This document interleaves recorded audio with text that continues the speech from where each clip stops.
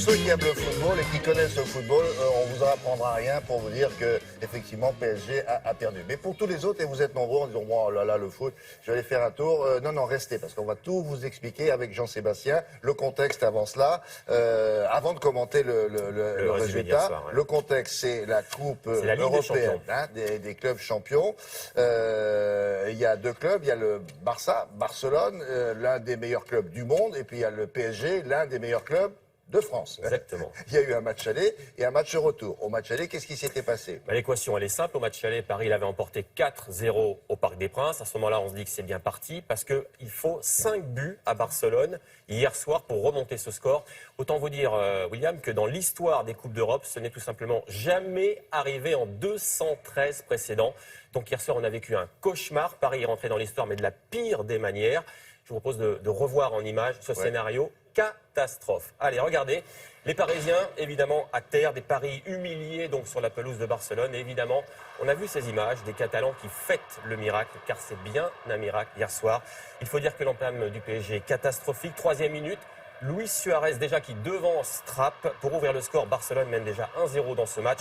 Paris, on l'a compris, va souffrir, mais encore, William, 3 buts d'avance. Il y a encore de la place. Le problème, c'est que le PSG va encaisser un deuxième but. Logique avant la mi-temps par Kurzawa contre son camp, donc. Et à la mi-temps, donc, le Barça a déjà fait la moitié du chemin. 2 buts. Dès le retour des vestiaires, Meunier glisse dans la surface. Il déséquilibre Neymar. Vous le voyez, penalty qui le tire. Messi, il ne tremble pas. 3-0 pour Barcelone. Paris n'a plus qu'un but d'avance, évidemment. Tout le Camp Nou y croit. Paris tremble, mais le miracle va se produire quand même. Kurzawa pour Cavani, explosion de joie des Parisiens. Ce but-là, il vaut de l'or, car à ce moment-là, Barcelone doit maintenant marquer 3 fois de plus. On croit que c'est mission impossible. Mais hier soir à Barcelone, vous allez voir, tout était possible. On est à quelques minutes de la fin. Neymar, 4e but de Barcelone. Alors là, Paris tremble, évidemment. La fin de match va être très, très compliquée pour les Parisiens. Penalty à nouveau pour le Barcelone. Neymar encore lui. 5-1 pour les Parisiens, il reste quelques secondes à jouer, 2 minutes à peine. 5-1, ça suffit pas. Hein. Non, il en faut un 6e à ce moment-là, parce qu'on joue les arrêts de jeu et l'incroyable se produit. Regardez, Paris a encaissé un 6e but. Alors, le PSG, regardez le public, regardez le public. Regardez. Et le Paris, évidemment, éliminé, Paris humilié, Barcelone qualifié, vous l'avez compris, pour les quarts de finale. Le PSG a tout simplement connu hier soir à Barcelone la pire soirée européenne de son histoire. C'était une catastrophe. Alors je voulais rassurer les familles du personnel de Télématin. Il y a une cellule psychologique, ils sont tous pour l'instant en traitement. Ça va aller mieux d'ici la fin de la journée. On n'a pas vu de drapeau. Il y a un moment, on avait vu les drapeaux. Bon, alors à part ça, à part le foot, il y a quoi d'autre? Il y avait encore un petit peu de foot parce qu'il y avait un autre match hier soir en Ligue des Champions, un autre 8e de finale entre Dortmund et Benfica. Là aussi, il y a eu du spectacle. Il y a regardé avec un coup de chapeau à ce jeune garçon, Pierre Aubameyang. C'est un ancien joueur de Saint-Etienne. Il joue désormais à Dortmund. Eh bien, lui, hier soir, il a inscrit 3 buts. Le premier de la tête, il est magnifique. Le voici. Le second sur cette belle ouverture, on est en deuxième mi-temps, c'est lui qui est à la réception de ce centre. Voilà, il est très adroit ce garçon. Aubameyang qui a donc signé un triplé hier soir. Voici son 3e but ici. Dortmund remporte 4-0, qualifié également pour l'écart. Bravo à Dortmund. Allez, de la Ligue des Champions toujours, mais ça, c'est du basket cette fois. Monaco a battu hier soir la EK Athènes, tranquillement, 95-87.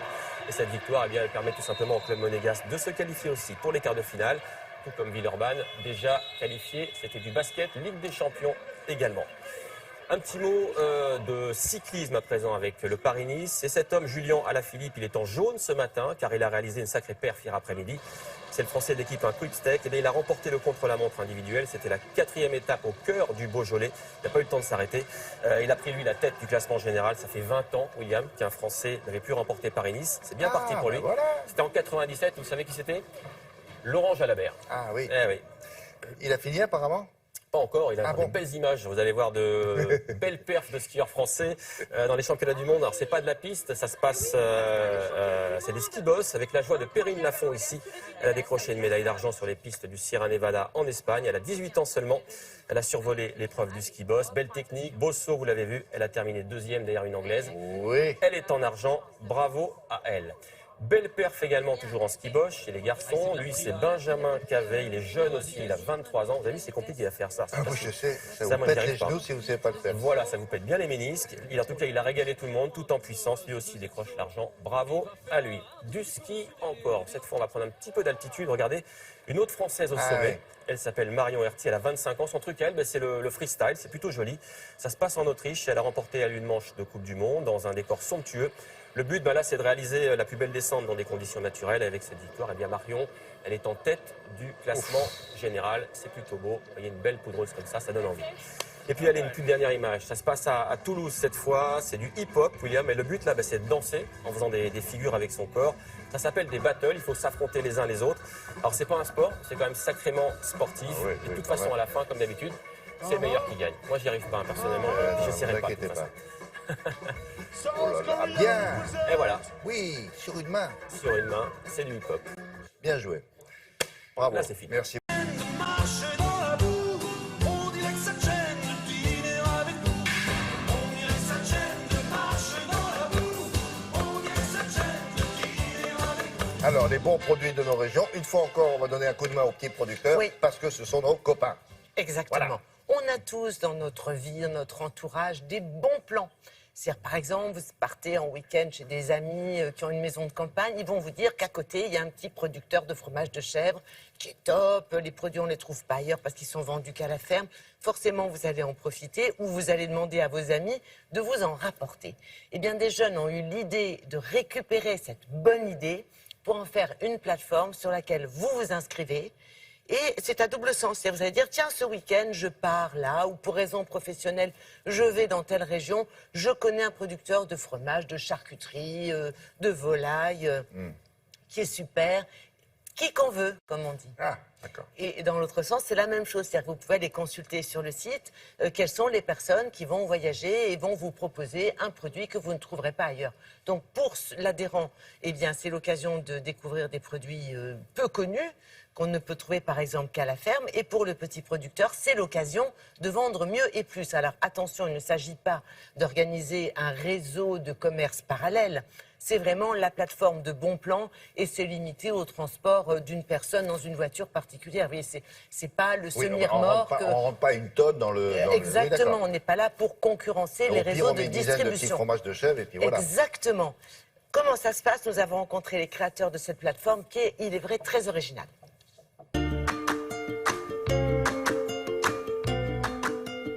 J'ai lancé une plateforme de covoiturage de produits régionaux. L'idée, c'est de développer un usage qu'on est nombreux à avoir, de profiter de nos trajets pour apporter en ville des produits régionaux qui sont soit introuvables, soit beaucoup trop chers. On est nombreux à connaître des petits producteurs qui font des super produits et on est ravis de les faire découvrir. En général, on le fait avec nos proches. Là, l'idée, c'est de le faire avec tous les membres de la communauté. Le week-end prochain, je pars en Brie chez des amis et du coup, je connais un petit producteur très sympathique là-bas qui fait un fromage extraordinaire. Et donc, je suis en train de poster une annonce sur le site pour proposer à la communauté un fromage, c'est de la tonne de vache. Et donc, je vais pouvoir apporter à la communauté les fromages qu'ils auront commandés directement sur le site. Dans la région, je suis un petit peu la seule à faire ce fromage. C'est vrai que c'est un fromage qu'on retrouve un petit peu en Savoie, mais c'est pas du tout le même goût du fait que les vaches ne mangent pas la même chose. Ça nous permet d'écouler notre lait, parce que sinon le prix du lait il n'est pas cher payé. Donc avec la transformation, ça nous permet de valoriser notre lait. Il y a des sites maintenant qui nous permettent de vendre sur Internet. Je viens de récupérer les fromages, je vous ai appelé ce matin. Ah oui, les 2 tonnes que vous aviez commandées? Oui. Je spécifie sur l'annonce que je ne peux en ramener que 10. Les personnes intéressées précommandent et payent en ligne. Ensuite, je vais chez le producteur, je lui achète les fromages qu'on a commandés et je les ramène chez moi ou en point relais. Globalement, ce qu'on constate, c'est que les prix sont entre 30 et 50% moins chers que ce qu'on pourrait trouver dans les grandes villes. Et alors ça s'explique assez simplement. Déjà parce qu'on n'a pas d'intermédiaire, on est vraiment sur un circuit court. Et ensuite parce qu'on sait que le coût du transport sur de la micro-distribution, donc quand on transporte des petites quantités, représente en moyenne 30% du prix de vente des produits. Bon, bonne affaire, non? Super. Et en plus, c'est beaucoup moins cher. Donc, Ah c'est oui, du 50%, gagnant-gagnant. oui, c'est vrai, c'est formidable. Oui, oui, parce que le transport, effectivement, c'est ce qu'il y a de plus cher quand on fait de la micro-distribution, D'accord. comme c'est le cas. Donc, c'est gagnant-gagnant pour tous, pour le producteur et pour le consommateur. Merci beaucoup. Tiens, vous parlez de la journée des droits des femmes, c'était hier, mais on n'a pas parlé des droits des femmes à l'étranger. Vous avez vu aux États-Unis et en Russie. En Russie, on a demandé à notre correspondant Dominique Derda et les nouvelles ne sont pas très bonnes.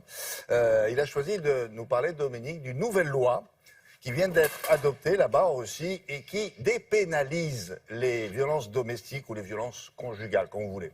Alors ça mérite un peu d'explication. Dominique, ça veut dire que par exemple, frapper une femme ou ses enfants, alors ça n'est plus un crime en Russie, mais alors c'est quoi? C'est juste un délit, un petit délit? Ben,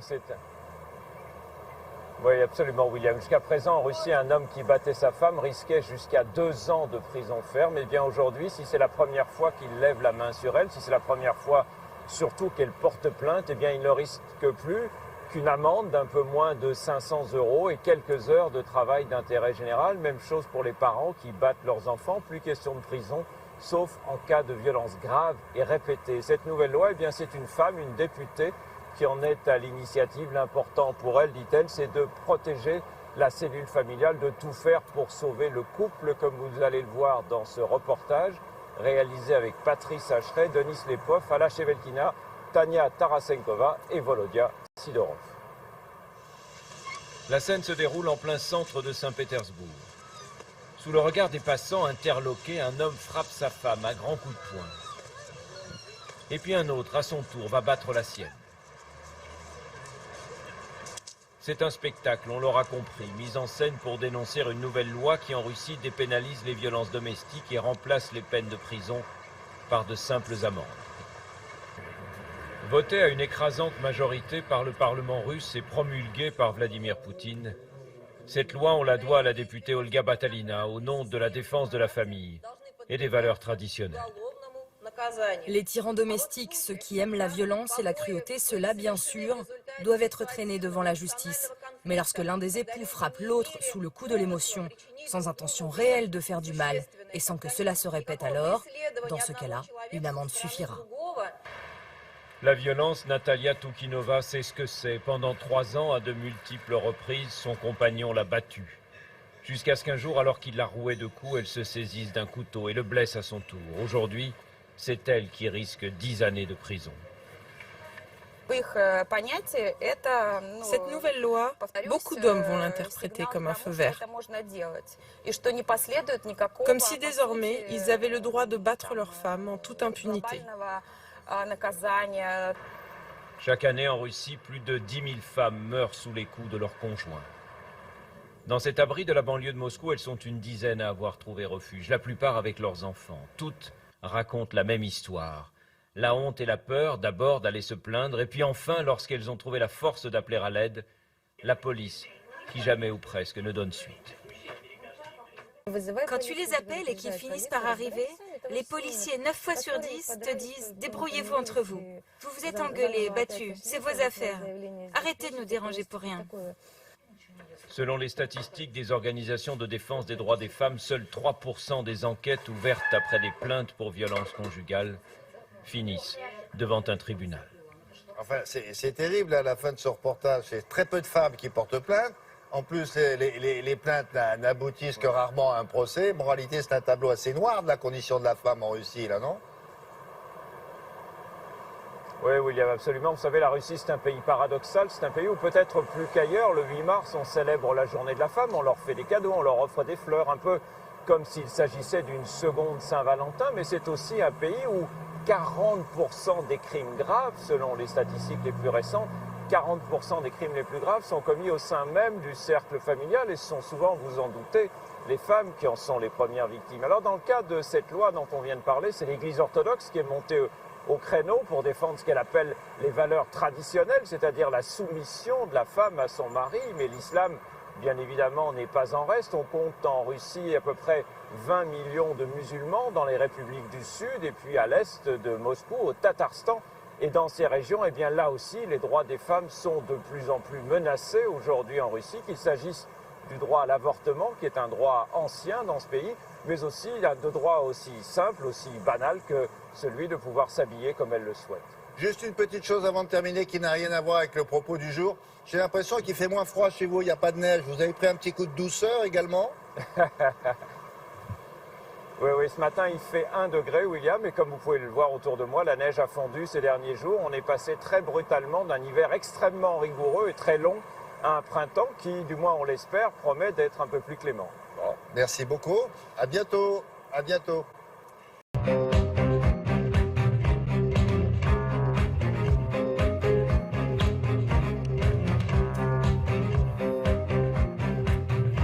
parler de foot lui aussi? Il va falloir. Eh oui. Et figurez-vous, William, qu'il y a longtemps, très longtemps, quand j'étais petit, Ah oui, très ah bah petit, alors oui, il y a longtemps, oui. il y avait deux choses qui, mises ensemble, ne produisaient que du mal-être. Ces deux choses, c'était un, être français, deux, être passionné de football. Oui, quand j'étais petit, être français et passionné de foot, c'était difficile à vivre. C'était une humiliation de tous les instants. Pourquoi être français? J'ai pas compris. Comment? Être français, c'était une Ben, humiliation. quand on est français et qu'on aime le foot, dans les années 70, notamment au début des années 70, c'est l'humiliation permanente. Ah, l'humiliation dans le football. Voilà. Ah, pardon, Oui, oui, bien sûr. j'avais compris que l'humiliation, c'était d'être français. Non, non, Ah, non. pardon. Et d'aimer le foot. Ah oui. Parce que c'était tous les Parce dimanches. qu'on perdait à tout le Qatar. temps. Voilà. Ah oui, d'accord.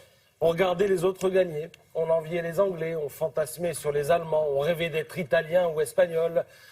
Parce que nous, les Français, ben, on perdait toujours. À nous, le désastre. Aux autres, l'extase. Aux autres, les superlatifs, comme ceux qui s'affichent ce matin à la une de la presse catalane. Regardez, sublime, héroïque. Alors aux autres, les mots qui font rêver ou rigoler. L'impossible, ils ont fait l'impossible, titre ce quotidien sportif catalan. Cependant qu'ailleurs, en Italie par exemple, on célèbre la légende de Barcelone, ou qu'en Angleterre, le Sun parle du plus grand comeback de tous les temps et illustre son propos avec des photos d'une telle intensité qu'on dirait que les acteurs bougent à l'intérieur. Voilà, ça c'était les autres et nous, dans tout ça, nous avions droit aux mots qui blessent. Quand nous n'étions pas inqualifiables, nous étions ahurissants, nous étions systématiquement humiliés. Le foot français, c'était un crash permanent. Et puis un jour, les Verts de Saint-Étienne, puis les Bleus de Platini et Hidalgo ont redonné quelques couleurs à notre football. Dans leur sillage, la tornade marseillaise, la génération Zidane, l'esprit des champs nous ont fait relever les épaules, nous ont appris la fierté, on a gagné quelques fois, on a perdu aussi trop souvent, mais nous étions là. Jusqu'à hier soir, jusqu'à ce que l'improbable scénario de la remontada se produise, jusqu'à ce que Barcelone refile 6 buts à un PSG déclopé, des nunca visto, du jamais vu, titre ce matin le quotidien espagnol El País. Alors du jamais vu en effet, 3-1 à 6 minutes de la fin, 6-1 à l'arrivée. Le quotidien sportif espagnol AS écrit que le Barça a mené une offensive épique qui sera racontée pendant des siècles et des siècles. On a envie de rajouter Amen et de se signer devant le cadavre du PSG qui renvoie tous les passionnés de foot comme moi au tourment de leur enfance. Alors, puisqu'il est question de cadavres, voyons voir ce que dit le rapport d'autopsie dans l'équipe, qui peine à qualifier cette débandade, mais qui dispose, en la personne de Vincent Duluc, d'une plume capable de trouver les mots. Il ne fallait pas monter si haut si c'était pour redescendre si bas, écrit-il.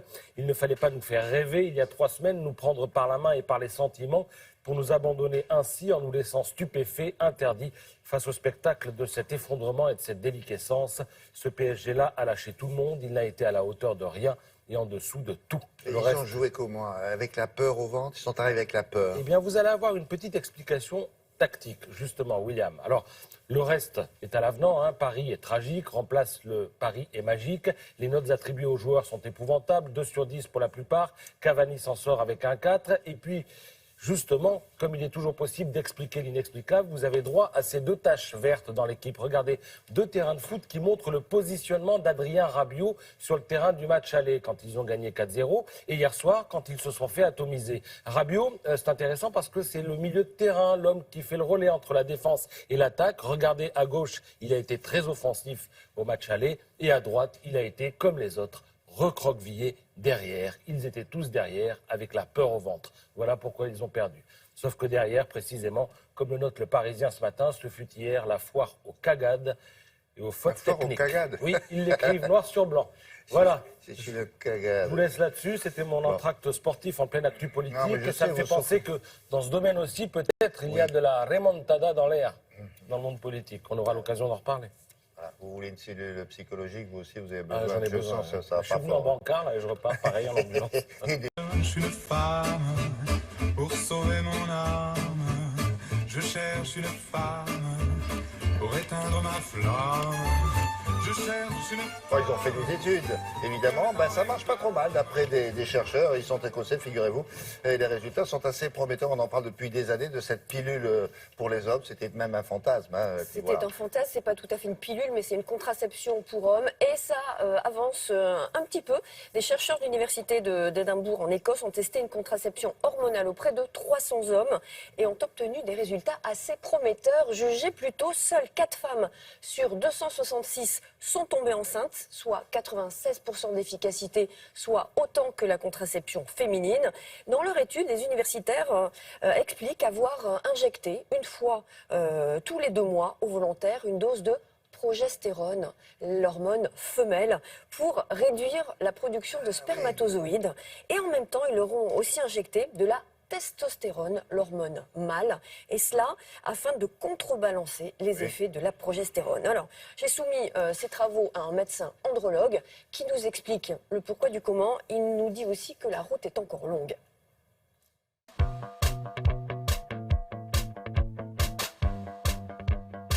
La contraception masculine peut être faite par traitement médical à plusieurs niveaux, soit au niveau de l'hypophyse, soit au niveau de la prostate et des vésicules séminales, soit au niveau du testicule, de la production des spermatozoïdes eux-mêmes. Et c'est là où la cible s'est faite, car c'est l'endroit le plus facile.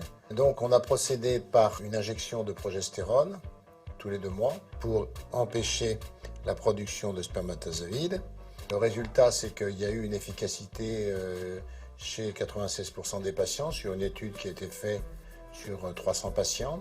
10 à 15% des patients ont dû abandonner du fait des effets secondaires, notamment des troubles de l'humeur, la dépression, l'acné et surtout les troubles de la libido, c'est-à-dire les troubles sexuels qui ont découragé un certain nombre de patients.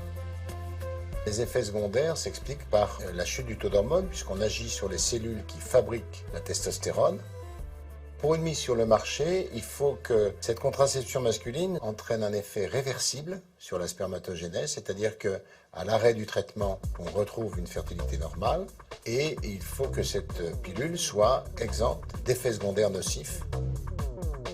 Il faut savoir qu'actuellement, la contraception masculine, c'est le coït interrompu, le préservatif et bien sûr le plus en vogue est la vasectomie. Il faut savoir que la vasectomie sur le canal qui véhicule les spermatozoïdes n'est pas un traitement réversible. Cependant, ce traitement est dénué d'effets secondaires. Et donc, le choix va pour l'instant pour cette technique.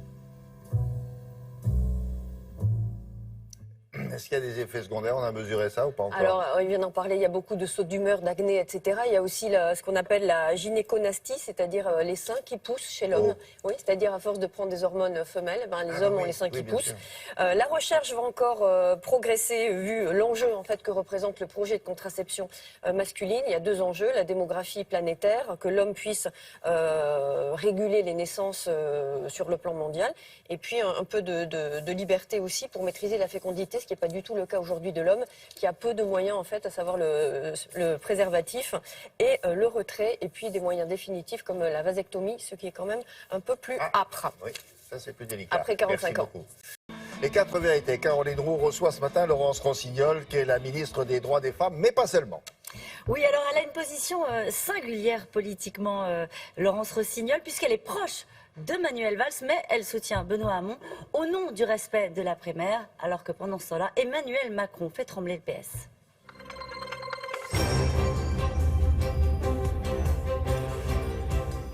Bonjour Laurence Rossignol. Bonjour. Alors la gauche se déchire, Bertrand Delanoë a apporté son soutien à Emmanuel Macron parce qu'il est socialiste, réformiste et européen. Est-ce que vous considérez que c'est une forme de trahison de la part de Bertrand Delanoë vis-à-vis de sa famille politique ? Mais d'abord, je ne suis pas sûre que Emmanuel Macron accepte le qualificatif de socialiste. Ce n'est pas ce qu'il dit déjà, et son programme n'est pas positionné dans le spectre des programmes socialistes. La deuxième chose à l'égard de Bertrand Delanoë, je pense qu'il a eu une formule hier un peu maladroite. Je ne crois pas que le programme de Benoît Hamon soit un programme dangereux. Je pense qu'au moment où il y a le programme de Marine Le Pen qui menace la France, et qui est incontestablement un programme dangereux, on peut qualifier le programme de Benoît Hamon d'autres mots. Probablement Bertrand Delanoë n'est pas d'accord avec le programme de Benoît Hamon, mais ce n'est pas un programme dangereux. Et le programme de Hamon se situe dans les valeurs de la gauche. Et c'est pour ça que moi, parce que je suis de gauche, et c'est parce que je suis de gauche que j'ai participé à ce gouvernement, qui est un gouvernement de gauche. C'est parce que je suis de gauche que je soutiens la candidature de Benoît Hamon, que je voterai Benoît Hamon au premier tour, parce que ce pays a besoin d'une gauche. Et il aura besoin d'une gauche après l'élection présidentielle. Et c'est le Parti socialiste qui, pour le moment, incarne encore la gauche de gouvernement. Alors, je disais, vous avez une position singulière, parce que sur le fond, on pourrait imaginer qu'en étant valsiste, vous soyez plus proche de ce logiciel de gauche incarné par Emmanuel Macron. Est-ce que d'autres ministres, visiblement, au sein même du gouvernement, sont tentés par l'aventure Macron? Qu'est-ce que vous êtes en train de vivre? Est-ce que le PS joue sa peau dans cette affaire? Écoutez, je suis comme beaucoup de socialistes absolument désolée de ce qui se passe, à la fois des ralliements que je vois hier, mais il y en a d'autres qui se préparent ou se profilent probablement, et puis un Benoît Hamon qui n'arrive pas à renouer avec les autres socialistes, avec ceux qui n'ont pas voté pour lui à la primaire, puis avec la gauche du gouvernement. Oui, il n'y arrive pas. Je pense que le moment est venu pour Benoît Hamon de s'adresser aux socialistes, de leur parler et de leur dire qu'il est leur candidat et de leur dire que la France a besoin d'un parti socialiste, d'une gauche de gouvernement, et qu'il s'inscrit dans l'histoire de cette gauche de gouvernement et pas dans une autre histoire. Et que, bien entendu, comme tout candidat, comme toute nouvelle période historique, le programme se régénère, on invente des choses nouvelles et on répond à des défis nouveaux. Je pense que Emmanuel Macron est un candidat important dans cette élection présidentielle. J'entends bien ceux qui disent qu'il faut voter Emmanuel Macron dès le premier tour, parce que c'est ça le sujet. Oui, pour faire barrage au Front National, c'est ce qu'on entend beaucoup. Oui. Il y a un sondage aujourd'hui ce matin qui le donne devant Marine Le Pen, sondage France Télévisions, Emmanuel Macron. Mais j'entends bien cette inquiétude qu'il y a à l'égard du Front National, je la partage. Mais il ne faut pas avoir le nez sur le guidon des élections présidentielles. Bien sûr, il faut battre Marine Le Pen. Bien sûr, il faut l'amener au score le plus bas au deuxième tour d'élection présidentielle. Et si elle pouvait même ne pas être au deuxième tour, ce serait encore mieux. Mais après, il y aura quand même un Front National très fort. Et la bataille contre le Front National, elle ne va pas s'arrêter au sort du deuxième tour. C'est avec quel programme on va faire baisser le Front National. Vous enjambez la présidentielle, Laurence Rossignol. Vous dites, oui, c'est important les législatives, c'est important la vie d'après, c'est important de sauver le PS. C'est ça que vous dites? Je n'enjambe pas la présidentielle. Je pense qu'après la présidentielle et la législative, et que la question du programme qui va être mis en œuvre en France pour justement à la fois continuer d'amener notre pays vers les réformes et en même temps faire baisser durablement le Front National, parce que c'est quand même ça le sujet d'élection en élection, on a toujours le Front National. Et ce programme-là, doit être un programme dans lequel il y a la gauche. Donc ce que je dis, c'est que Benoît Hamon doit s'adresser aux socialistes, il doit leur dire qu'il est leur candidat, qu'il fait la synthèse. Moi j'ai soutenu Manuel Valls. Ils le savent, entre parenthèses. Ils le savent que Benoît Hamon est censé être leur candidat. Quand vous dites qu'il doit s'adresser aux socialistes pour leur dire « je suis votre candidat », ça je pense qu'ils le savent. Plus concrètement, qu'est-ce qu'il doit leur dire? Il doit amender son projet, il doit leur dire « pardon pour avoir été le frondeur que j'ai été ». Qu'est-ce qu'il doit leur dire sur le fond? Je crois qu'il doit leur parler de la France. Je crois que les thèmes de campagne de Benoît, les perturbateurs endocriniens, ne sont pas des questions anecdotiques, ça, c'est un sujet dans notre vie quotidienne. Mais je crois que le sujet aujourd'hui, c'est la France. Et dans cette présidentielle, ce que Marine Le Pen porte, c'est une certaine idée de la France, qui n'est pas une idée dans la tradition des valeurs républicaines et de ce qui est notre histoire. Et Benoît Hamon doit dire, moi aussi, je m'inscris dans la République, dans cette histoire. La France est un beau et grand pays qui a des valeurs qui lui permettent de faire face et demain d'être importante sur la scène internationale. Il doit parler un peu plus de la France, un peu moins du revenu universel. Non, mais si je résume. Oui, enfin, le revenu universel, je crois que tout le monde a compris que c'est son programme, mais l'idée qu'il se fait de la France et vers quel projet il nous emmène, vers quelle France il veut nous emmener, et puis surtout, après l'élection présidentielle, il faudra quand même, s'il y a une recomposition à gauche, il y en aura probablement une à droite, incontestablement. S'il y en a une à gauche, elle doit se faire avec la gauche et pas simplement dans le ni droite ni gauche. Je serais inquiète d'un deuxième tour entre une candidate ni droite ni gauche, qui est Marine Le Pen, et qui est profondément ancré dans l'extrême droite, et un candidat ni droite ni gauche qui est Emmanuel Macron. Je pense que les Français n'ont pas totalement... Pourquoi vous seriez inquiète? Ça veut dire quoi? Il pourrait perdre face à Marine Le Pen? C'est ça que vous voulez dire? Parce que c'est pas ce que disent les enquêtes d'opinion pour l'instant. Oui, mais les enquêtes d'opinion, elles varient d'une semaine sur l'autre. Je pense que si c'est ça, il faut faire attention qu'on n'ait pas un deuxième tour entre les gagnants de la mondialisation et les perdants de la mondialisation. Marine Le Pen incarne dans les perdants, et nous sommes nombreux à penser, parce que nous nous souvenons du référendum de 2005, que les perdants de la mondialisation sont dans ce pays en situation de faire un gros score. Pour boucler sur Benoît Hamon, est-ce qu'il faudrait qu'il commence par décrocher son téléphone et appeler Manuel Valls On a appris dans le Parisien ce matin qu'il n'avait même pas appelé. Il faut rassembler la famille. Je pense qu'il faut qu'ils se voient même, il faut qu'ils se parlent. Et il faut que Benoît Hamon dise à tous les ministres qui ont agi dans ce gouvernement, ce que vous avez fait partie aussi de notre histoire. Et ce n'est pas une question de porter ou pas porter le bilan, c'est de le retour d'expérience de ces 50 gouvernements et la poursuite de choses qui ont été engagées. Pour ma part, j'étais ministre des droits des femmes, j'ai porté avec mes collègues la question de l'égalité femmes-hommes. Ce que nous avons fait est bien, nous avons un bon bilan, nous avons agi et nous continuons d'agir. Je souhaiterais que Benoît Hamon dise, je m'inscris dans la continuité de ce que ce gouvernement a fait. Ce sera un peu en rupture avec sa campagne, mais passons. Une image que je veux vous montrer. On est au lendemain de la journée des droits des femmes. Une image, c'est une publicité pour une marque bien connue, Yves Saint Laurent. Quand vous voyez, vous êtes, je sais pas, vous partez le matin au travail, au ministère, et que vous voyez cette image-là, vous dites que vous avez bien fait votre boulot? Je pense que cette publicité, elle a tous les défauts, tous. C'est-à-dire qu'elle met la femme dans une position humiliante, la femme qui est sur la photo dans une position humiliante, elle montre une femme quasi anorexique, elle a tous les défauts. Est-ce que j'ai bien fait mon boulot? Eh bien écoutez, le même jour, quasiment on sortait cette pub, on sortait, nous, avec les femmes du monde de la communication, toutes femmes, toutes communicantes, un guide pour la communication, pour faire une communication non sexiste, pour former les communicants à la communication non sexiste. Mais elle va être interdite, cette publicité, à votre avis? Alors, elle est entre les mains de l'agence de la RPP, qui est un peu le superviseur de la publicité. J'espère qu'ils vont demander le retrait de cette publicité, qui est juste une incitation, un appel à l'anorexie. Merci beaucoup, Laurence Rossignol. C'est à vous, William. Merci. Fromage toujours. Laura Diobab, à ce sujet, a des choses à vous dire. Oui, surtout les nouveaux modes de consommation, William. Aujourd'hui, on consomme par abonnement. C'est la tendance. C'est-à-dire, on s'abonne à tout. On s'abonne aux petites culottes, aux rasoirs. On s'abonne à tout. On reçoit des box tous les mois et on peut recevoir des culottes et aux rasoirs, c'est curieux. Ben oui. Moi, tous les mois, j'ai une petite culotte, j'ai des collants dans ma boîte aux lettres, j'ai pas de rasoir. Et j'ai des fromages qui arrivent tous les mois. C'est bien. C'est les nouveaux fromagers et tous les mois, je reçois justement. On peut avoir les deux ou quand on est rasoir, on n'est pas petite culotte? Ah, vous pouvez tout avoir, vous pouvez tout avoir. Et fromage. Et il y a plein d'autres abonnements, mais ça, je ne les dirai pas à l'antenne, je les mettrai sur les réseaux sociaux. Oui, merci beaucoup. Et donc, vous pouvez vous abonner au fromage et recevoir tous les mois de nouveaux fromages qui viennent aussi des petits producteurs. Ça s'appelle les nouveaux fromagers. Et si vous ne savez pas quoi faire comme cadeau, offrez des box de fromage, c'est plus original que des fleurs. Et que des petites culottes. Merci beaucoup. I've come to talk with you again because a vision softly creeps. Yann Avoie qui s'intéresse à la très haute technologie, va vous présenter maintenant une innovation qui permet de lutter efficacement, je l'espère, contre les petites pollutions sonores agaçantes, vous savez. Alors quand vous travaillez à plusieurs dans un même bureau, ces pollutions-là, vous les connaissez, et vous avez du mal à vous concentrer, ça peut être chez vous aussi, quand les enfants font du bruit. Alors qu'est-ce que c'est que cette innovation? Alors d'abord, c'est la journée de l'audition aujourd'hui, donc aujourd'hui c'est la journée de l'audition. Ouais, comment donc on va essayer d'avoir une solution pour tous ces gens, un peu comme nous d'ailleurs, qui travaillons ici à France Télévisions en open space, c'est-à-dire sans bureau, sans cloison, et où de temps en temps... Il y a des bureaux, mais il n'y a pas de cloison. Voilà, c'est ça. Et sans bureau fermé, effectivement. Sans bureau fermé, c'est ça ce que je voulais signifier. Et où, des fois, le niveau sonore augmente. Ah oui, alors, comme au restaurant. Exactement. Moi, je vais vous l'expliquer simplement.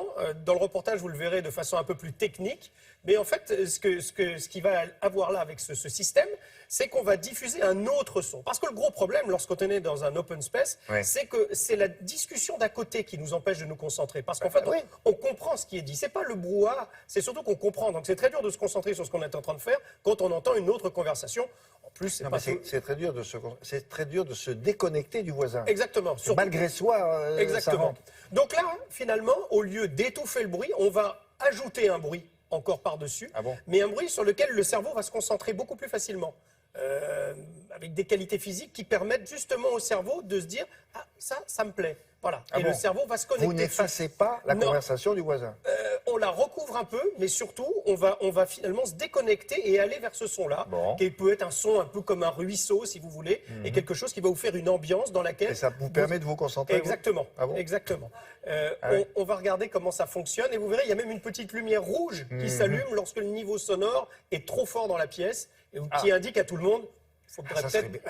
la cantine, ça, c'est bien ça. Oui, ça c'est sûr. Non. Bon, allons-y. On regarde.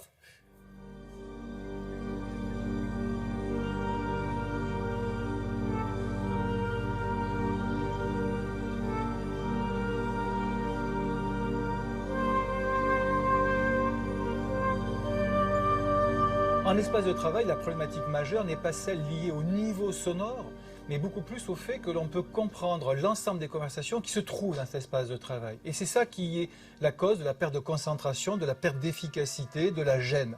Donc le principe est vraiment de générer un signal qui va venir casser cette intelligibilité, casser la perception de la parole.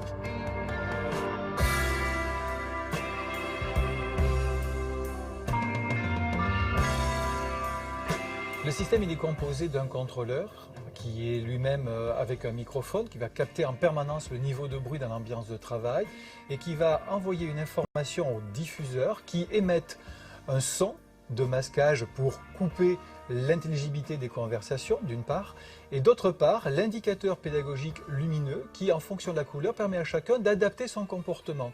Bleu ou vert, je suis dans le calme, tout va très bien. Jaune, orange, attention, je commence à faire un peu de bruit. Et orange ou rouge, nous faisons tous trop de bruit et nous devons adapter notre comportement.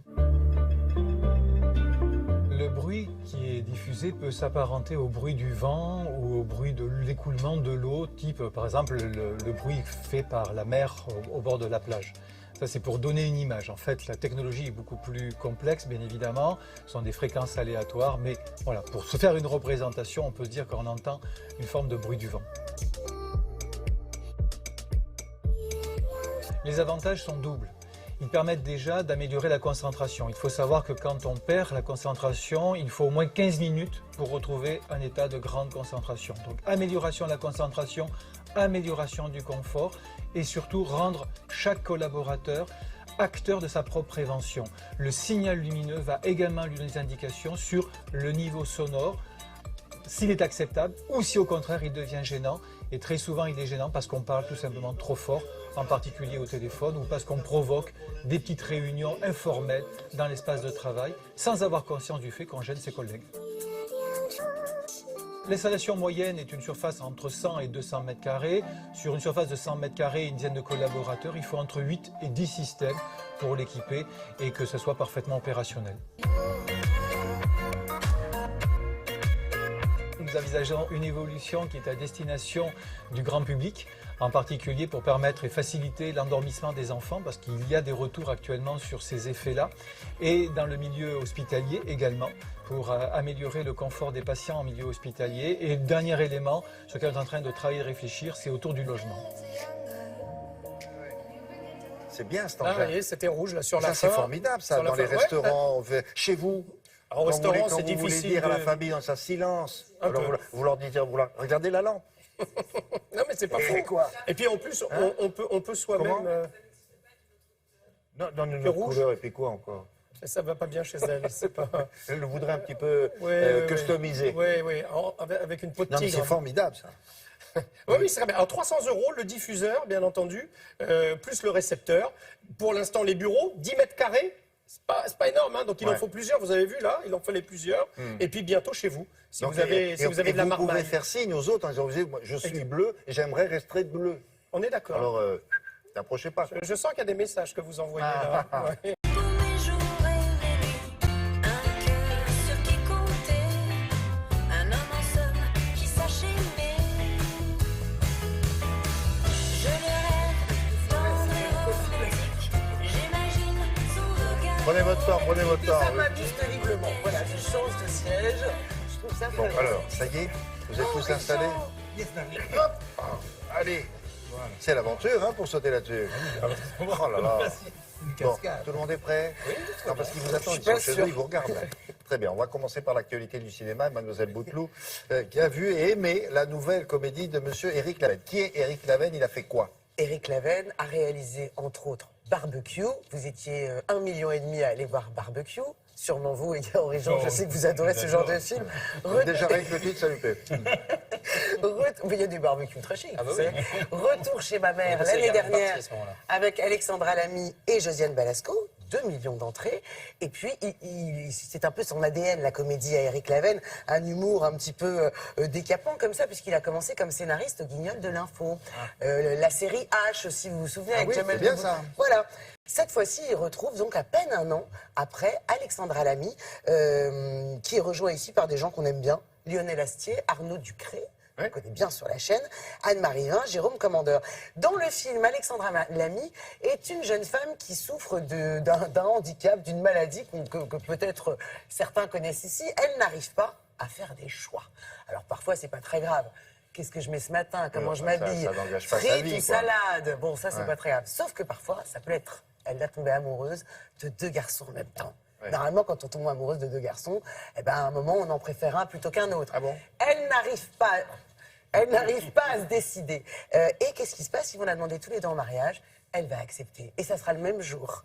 C'est pas possible d'épouser 2 garçons le même jour. Donc voilà, c'est le point de départ de cette comédie. Une idée de scénario assez rigolote. Ce qui est très bon dans ce film, ce sont les dialogues et ses interprètes. Alexandra Lamy qui confirme ici que c'est vraiment une actrice de comédie épanouie. Mais pas seulement. Pétillante, Mais elle sympatoche. est très brillante. Ouais. Exactement, nous l'avons rencontrée. Souriante, aimable. Bonjour Alexandra. Bonjour. Mais c'est une histoire d'amour avec Eric Laven ou quoi? Déjà l'année dernière, retour chez ma mère, très joli succès. Là, je fais retour chez Eric Laven encore une Retour fois. chez Eric Laven. La vache, t'enlèves, on dirait un steak. J'ai pas compris. Le pompier ou le SAMU, c'est ça que t'as dit? J'appelle qui? J'appelle le SAMU ou les pompiers? Et voilà, c'est tout moi ça. Je suis incapable de faire le moindre choix. T'as pas d'avis pour les sorties, t'as pas d'avis pour les repas, t'as jamais d'avis. Cédric l'a largué comme une grosse merde et puis c'est tout. Quand on s'est vu après Retour chez ma mère avec Eric, il était venu me voir et il m'avait dit, écoute voilà, je pense que le rôle de ce personnage-là est plus pour 25-30 ans. Mais comment ça, j'ai 25 ans? Parce que j'ai 32, bien sûr, vieille. exactement. On est d'accord. Et en le lisant, je me suis dit que je trouvais ça plus intéressant en fait qu'elle ait la quarantaine. Parce qu'une femme qui hésite entre 2 hommes à 25 ans, on hésite entre de 10 hommes à 25 ans. 10 ans. Voilà. C'est rien de... C'est là, faut rallumer la chaudière, faut te remettre en scène. C'est quoi ton nom? Étienne. Paul McCallahan. Célibataire. Et bah ouais. Super, on a trop de points en commun. Vous avez aujourd'hui, Alexandra, on peut le dire, l'embarras du choix parce que vous êtes une actrice convoitée. J'imagine que vous recevez beaucoup de scénarios. Est-ce que c'est facile de choisir? Il faut faire le bon choix. Parce que si vous vous trompez plusieurs fois sur un film et que vous faites plus d'entrée, au bout d'un moment, vous n'aurez plus le choix et on ne fera plus de proposition. Madame, vous avez fait votre choix? Oui. La trilogie Tripière. Ah ben voilà, pareil. Je peux être indécise sur des choses, j'allais dire, entre guillemets, plus anecdotiques, comme comment je vais m'habiller ce matin, est-ce que je mets une jupe, est-ce que je mets des talons? Oui, est-ce que des trucs de filles, quoi. Des trucs de filles. J'ai jamais eu une seule demande en mariage de toute ma vie et toi t'en chopes 2 en une seule journée. Tu sais que j'ai bien réfléchi là, pour la date du mariage. Le 12 juillet. Le 12 juillet. Là, on peut plus reculer, hein. J'ai une très mauvaise idée en général, c'est que quand je suis indécise, j'appelle ma sœur. Ah, c'est bien. Non, c'est une bêtise. Ah, parce qu'elle est comme vous? Parce que ma sœur est pire que moi. Ah, c'est pas mal. Elle est extrêmement indécise. Donc quand je lui dis j'hésite entre le rouge et le bleu, elle me dit il n'y avait pas un vert, regarde quand même vert si c'est pas mieux. Des plombs. Ouais, non mais des plombes, c'est dur. On parle de 2 mecs super à qui tu vas faire du mal. Choisis. Vous êtes gâtée, Alexandra, côté partenaire masculin. Jamie Bamber, nous, on le connaît pas. C'est un acteur de série américaine. Voilà, il est exactement. américain. Il est américain, moitié anglais. Bon, il est beau gosse, ça c'est. Il est beau gosse, c'est un amour. Voilà. C'est. Il est célibataire ou pas? Non, je suis désolée. Ah, non, mais je le dis aux téléspectatrices. Il serait là, il dirait oui, mais en France, c'est pas très grave quand. Ah oui, d'accord. Tu vas pas attendre d'être devant le maire pour prendre ta décision. Il est comment sur un plateau, Arnaud Ducré? C'est un bonheur de tourner avec Arnaud. Il arrive toujours avec des idées. On peut s'amuser à improviser avec lui. C'est quelqu'un qui est adorable sur le plateau. Et puis, d'habitude, c'est souvent les femmes qui acceptent des rôles secondaires, un peu à servir la soupe. Et c'est plus rare chez les hommes. Et que Arnaud ait accepté de faire un rôle secondaire, j'ai trouvé ça très élégant de sa part. Si tu aimes les abats, on va très très bien s'entendre, toi et moi. J'aime aussi les fraises quand même. Merci beaucoup, Alexandra. C'est moi qui vous remercie. Merci à vous. Bon, on ne peut pas vous dire évidemment qui est choisi à la fin. Mais c'est à la fin de la fin de la fin. Hein. Le plus beau gosse des deux. Ah non, faut pas le dire. ça. Non, mais attendez. Faut pas le dire. Vous pouvez pas répondre, ils sont très beaux tous les deux. Vous voyez, Ouais, je m'amuse mais un enfin, petit peu. quand même. Arnaud Ducré et cet acteur américain, Jamie Bamber. D'accord. Très mignon, Jamie Bamber. Voilà, celui-là. Ça sonne mercredi. Non, mais non, celui-là, J'aurais ça sonne préféré mercredi. l'interviewer lui. Merci beaucoup. Au revoir, Charlotte. Censuré, On parlait mais ça ne l'est plus d'Instagram maintenant. il y a un instant, que le média favori de Nathanaël de Rexan. Mais ça aussi, il y a des tendances là. Laura. Il y a des interdictions, mais il y en a un peu moins que sur Facebook. Et la grande tendance, William, nous, on a notre compte Instagram, ça c'est le compte Instagram de Télématin, sur lequel on peut voir tous les coulisses de l'émission Ça, et les tournages. c'est chez nous, ça? Ça, c'est chez nous. Ça, c'est les coulisses de nos tournages. Donc, nous, on passe des choses assez raisonnables. Vous voyez, c'est tout ce qui se passe en dehors de Télématin, en dehors Alors, du c'est tout studio live. sur ce plateau, Exactement. pendant les tournages de reportages. Bon, ça, c'est un compte normal. Oui. Et il y a des hashtags. Et là, l'hashtag du moment, c'est les princesses ont des poils, parce que c'est le retour des poils, William. Et c'est vraiment la tendance du moment. Donc, les jeunes adolescentes, et elles sont jolies, hein, regardez, eh bien, se laissent pousser les poils sous les bras.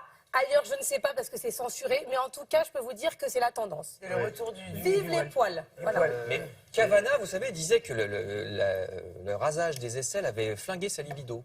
Le grand Cavana de... Si vous voulez, on va faire un débat, la machine à café.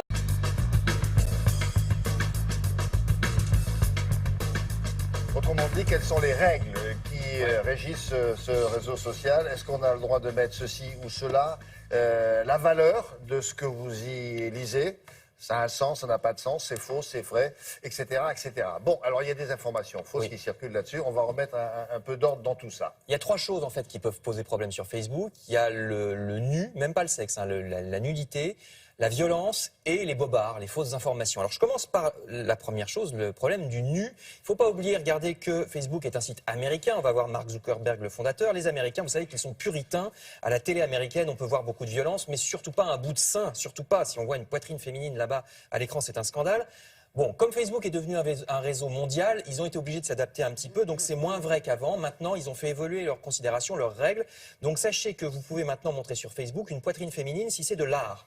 Pas de problème pour des tableaux, comme ce qu'on voit à l'écran, même carrément des tableaux avec des dames toutes nues. Hein. Ça va passer sur Facebook. Ah bah, de la Croix, Goya, ça va. Mais elles sont toutes nues, hein, c'était pas évident. Merci beaucoup. De même qu'une photo, alors une photo d'une dame actuelle qui se prendrait torse nu, ça passe. S'il y a une raison, par exemple, si elle allait son enfant, ça passe. Si elle milite contre le cancer du sein, ça passe. Pour ce qui est des messieurs, donc là c'est pour les dames, pour ce qui est des messieurs, alors pas de problème pareil si c'est une œuvre d'art. Par contre là c'est un peu plus strict. Le monsieur tout nu qui se prendrait en photo aujourd'hui, ça passerait pas du tout. Hein.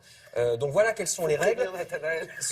Même s'il se prend pour Adonis, voilà. Ce qui est le cas de ce garçon là. Oui, non mais lui il peut parce que c'est une œuvre d'art. Alors ça c'est les règles, mais c'est les règles uniquement de base. Parfois il y a des choses moins claires. Ça c'est une photo par exemple qu'un ami à moi a postée qui s'est fait retirer. Il a du talent. Oui, non, c'est vrai, c'est vrai. Et mais vous êtes un club d'amis et vous photographiez des femmes dans la forêt. Et cette dame, regardez cette dame. C'est formidable, ça. Elle explique partie du club. regardez, enfin, elle met du Helmut Newton, cette dame, et elle se les fait retirer aussi. Oh, regardez une forêt. Bonjour madame. C'est un ami à moi qui photographie. Alors, moi je photographie des arbres, monsieur. Oui, mais il y a aussi des dames toutes nues. Donc, Facebook. Vous ne fréquentez pas les mêmes forêts, hein. J'y arriverai pas. Non, mais c'est bizarre parce que c'est une photo d'art et ça a été retiré quand même. Alors, je vous explique comment ça fonctionne. Il faut que quelqu'un signale la photo qui pose problème. Donc c'est toujours quelqu'un, un internaute ou alors les logiciels de Facebook qui signalent. Et ensuite ça remonte à l'équipe Facebook qui juge dans chaque pays. Alors, est-ce que c'est assez rapide finalement? Non, alors ça peut être lent. Et puis surtout, la violence c'est pareil. D'ailleurs, une vidéo violente, ils vont juger si c'est pas du tout la même chose si c'est une vidéo violente de Daesh ou si c'est une vidéo qui dénonce la violence qu'on voit dans la vidéo.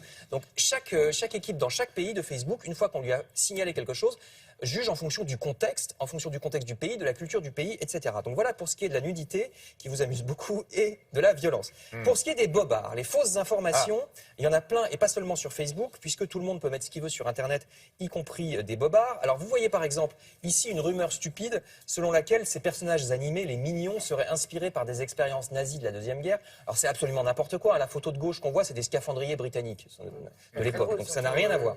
Donc ça c'est une rumeur totalement stupide, et Facebook commence à s'inquiéter de ce problème des rumeurs parce que ça impacte leur image, ça donne une mauvaise image de Facebook. Donc maintenant, ils ont créé un nouveau système. Sur Facebook, quand vous lisez une information qui vous semble douteuse, vous pouvez signaler, avant c'était vous pouvez signaler la nudité, la violence, et c'était tout. Et là, vous pouvez signaler, regardez, je l'ai fait, quelque chose qui vous semble être une fausse information. Donc vous allez dans la petite flèche en haut à droite, signaler, et vous avez le choix, il s'agit d'une fausse information. Voilà. Vous voyez? Alors qu'est-ce qui se passe? Là aussi, c'est comme la violence ou la nudité, ça remonte à l'équipe Facebook, mais ça remonte surtout à des médias qui sont partenaires, parmi lesquels un excellent média qui s'appelle France Télévisions. Il n'y a pas que nous, mais il y a aussi par exemple, vous allez voir la liste, il y a aussi 20 minutes, il y a aussi Le Monde, il y a aussi Libération, etc., qui travaillent avec Facebook. Donc cette information signalée remonte vers nous, et s'il y a 2 de ces médias qui disent c'est un bobard, la vidéo ne va pas disparaître de Facebook, elle va déjà être moins bien référencée, on va moins la voir, elle aura plus les publicités, Comme ça récompensera pas le bobard, c'est une manière à générer de la publicité. Et surtout, même si elle apparaît quand même si vous arrivez à la trouver, ce sera marqué dessus, attention, cette vidéo ou cette information a été jugée peu sérieuse par nos médias partenaires. Donc là, on peut dire que c'est une fausse forêt pour la dame qui était... Non, c'était une vraie forêt. Non, mais je vous la montrer cette dame parce que c'était vraiment très bizarre. Il faut montrer la dame, on veut savoir qui c'est. Comment elle s'appelle? Elle est sympa? Non, je la connais pas personnellement, mais c'est-à-dire que normalement, comme c'est une photo d'art, c'est censé être autorisé, et pourtant ça n'est pas passé. C'est une amie de votre copain? Ça montre que... Mais je lui demanderai si ça vous intéresse, je vous donnerai les coordonnées de cette amie. Je ne sais pas si on peut la revoir. Mais c'est une photo de mon copain. Après, il va être content, lui. Bah oui, bien sûr. Et donc, alors, pourquoi Facebook fait ça? Parce que je parle des bobards, parce qu'ils ont été beaucoup accusés de promouvoir à leur corps défendant Donald Trump, qui utilise beaucoup, vous le savez, les réseaux sociaux pour mettre des informations pas forcément très sérieuses. Donc maintenant, c'est bien parce que ça nous fait rentrer, nous, les médias sérieux, vous avez vu France Télé, Le Monde, etc., dans le monde de Facebook qui parfois pouvait être un peu n'importe quoi. Bon, voilà, bravo. Et la dame, voilà, la dame. Bonjour, madame. Elle va être contente. Non, mais c'est de l'art. C'est de l'arbre, même. Pourquoi est-ce qu'elle est censurée et Botticelli pas? C'est bizarre. L'origine du monde a été censurée. Il y en a un qui s'appelle Botticelli et l'autre qui s'appelle Mon copain. On me parle de l'origine du monde à ma droite. C'est vrai que ça a été censuré, mais ça n'est pas grave. Mon cœur voyage le jour et voyage la nuit. Alors c'est l'aigle à deux têtes, et pourquoi elle reste méconnue, allez savoir. Voilà, parce que l'aigle à deux têtes, c'est une grande pièce mythique de Cocteau, écrite en 1943 pendant la guerre. Une parabole sur Sissi, une reine avec des voiles qui se promène dans un château, entouré de forêts, de gens dans la forêt, qui rencontre un anarchiste, c'est la légende de Louis II de Bavière, la légende de Sicile, les Wittelsbach, les Habsbourg, une pièce qui avait été popularisée par Edwige Feuillère, très théâtreuse, comme ça, qui jouait le théâtre. Ah oui. Et Jean Marais. Et puis Jean Marais, bien évidemment. Voilà. Et alors la pièce, elle était rarement reprise parce que elle était un peu lourde de symboles, lourde de toute une histoire et une légende. Et elle faisait peur. Alors il y a un jeune metteur en scène qui s'appelle Issam Shell, qui vient du Canada, qui l'a joué en France dans le théâtre du Ranelagh, qui est entièrement boisé, comme si vous jouiez dans les splendeurs des Amberson d'Orson Welles. Le plafond est ouvragé, c'est fait. Et alors, il a toiletté la pièce, il l'a adapté, et surtout, ce qu'il a trouvé de formidable, il a trouvé deux comédiens épatants, jeunes, dynamisants, énergiques, qui sont Feuillère, actrice formidable, mais loin de Feuillère, et puis loin de Jean Marais aussi. Alors ces comédiens, je ne vais pas vous dire tout de suite qui c'est. Non, on ne va pas donner leur nom.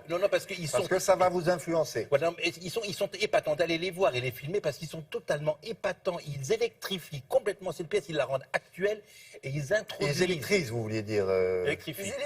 Électrifier, c'est mettre le courant. Oui, électrifient, comme ça. Très bien. Et alors, surtout, c'est qu'ils introduisent. Cette pièce, ils la situent dans la tradition dans la modernité ou la modernité dans la tradition, si j'ose dire. Donc, allons au théâtre du Ranelagh. Et vous allez voir, découvrir, regardez ces deux comédiens qui donnent. Et après, on vous dira les noms. Voilà, vous allez voir.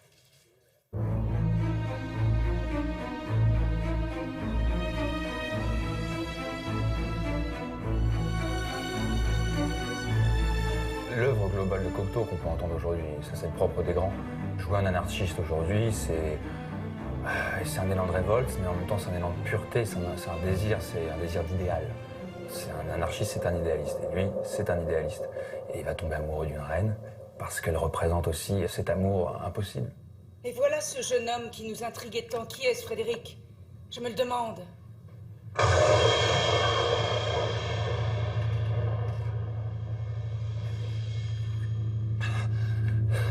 Une reine tragique, pour moi, c'est un défi, un immense honneur, surtout une reine tragique de Cocteau. C'est parler de poésie pendant 1h20, c'est beaucoup d'émotions, tout le temps, tous les soirs. Donc ça me fait un effet étonnant. Et quand je dis étonnant, c'est pas pour rien, parce que cette reine est avec l'orage. Je suis une fan de Cocteau. J'ai beaucoup travaillé, avec beaucoup de passion, pour réussir cette audition. D'ailleurs, tous les soirs, je lui parle à Jean. Bizarrement, moi je ne connaissais absolument pas l'œuvre de Cocteau. C'est mon metteur en scène, c'est mon ami Issam Shell, qui me l'a fait découvrir. Découvrir une œuvre, c'est aussi se nourrir, faire rentrer un monde en soi. Ça a été beaucoup de pression, si on peut appeler ça comme ça, parce que tout le monde m'a dit « Vous allez reprendre le rôle d'Edwige Feuillère, c'est un véritable défi. » Oui, c'est un défi, mais C'est une mise en scène extrêmement moderne et jeune. Et c'est vrai qu'on n'est pas là pour ressusciter Edwige Feuillère ou Jean Marais. On est là pour essayer d'interpréter ces rôles et d'essayer de jouer cette situation tragique qui nous touche au plus profond. Plus d'orage. Tout retombe.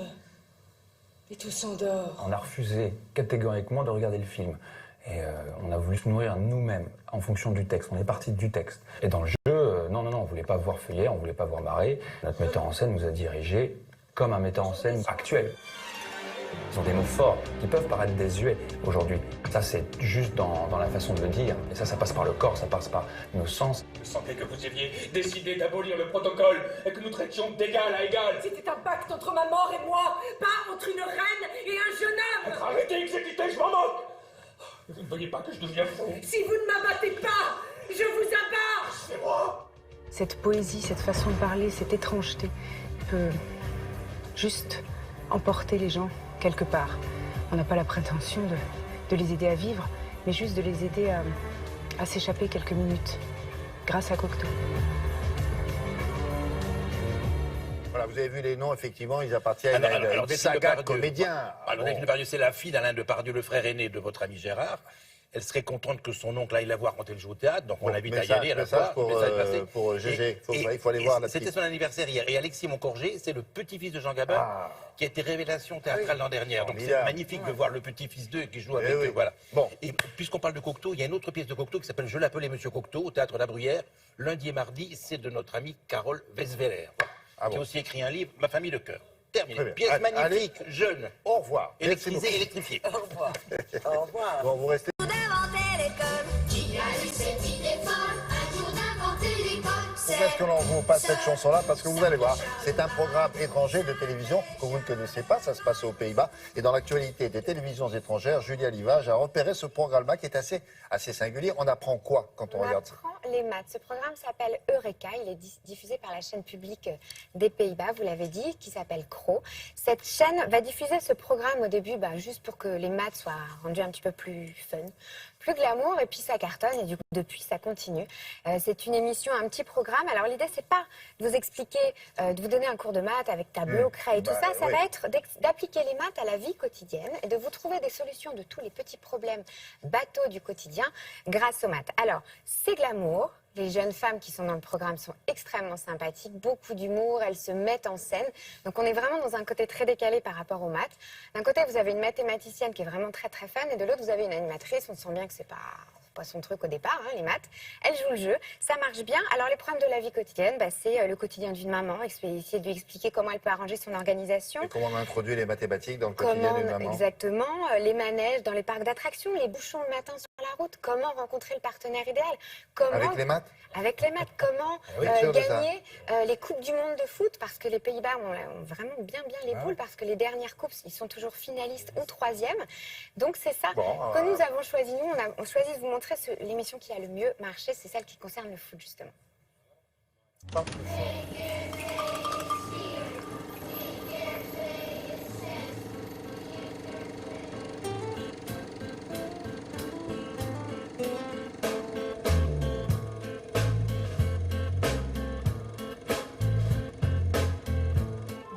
Geleden keken hier op het Museumplein tienduizenden oranje supporters naar de finale van het WK voetbal in Zuid-Afrika.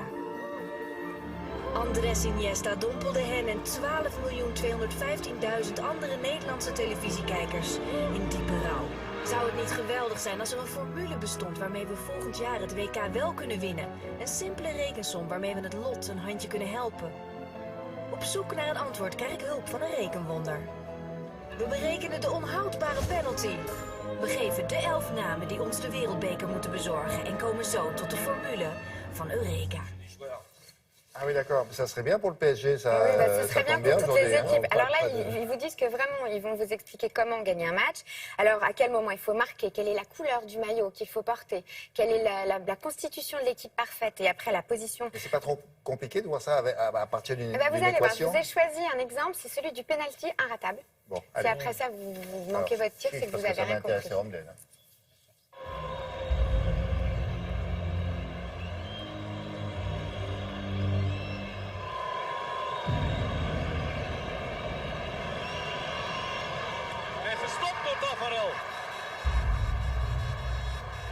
dan zo schuin omhoog. Heb je weer een rechthoekige driehoek.